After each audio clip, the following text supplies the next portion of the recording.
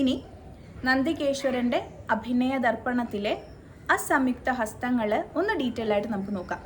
ആദ്യത്തെ വരുന്നത് വിരലെല്ലാം ചേർത്ത് പിടിച്ച് അടുപ്പിച്ച് ബലത്തിൽ. അപ്പോൾ നമ്മൾ തമിഴിൽ ഇത് നുണി, അതായത് വിരലിൻ്റെ തുമ്പിന് വരെ ബലം കൊടുക്കണം എന്നാണ് പറയുന്നത്.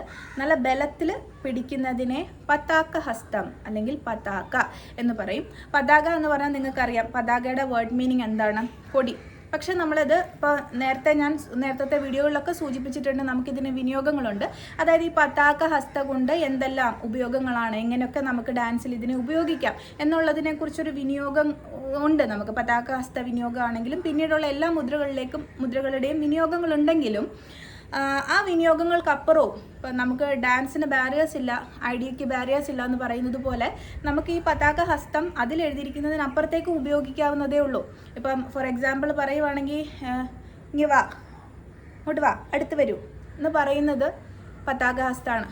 പൊയ്ക്കോളൂ എന്ന് വേണമെങ്കിൽ പറയാം. അല്ലെങ്കിൽ ഏതെങ്കിലും ഒരു ഇൻസ്ട്രുമെൻ്റ്, ഇപ്പോൾ ഒരു മൃദംഗമോ മറ്റുള്ള ഡ്രമ്മോ ഒക്കെ അടിക്കാൻ അല്ലെങ്കിൽ വായിക്കാനായിട്ട് ഉപയോഗിക്കാൻ ഒക്കെ നമ്മൾ ഈ പതാക ഹസ്തം ഉപയോഗിക്കുന്നുണ്ട്.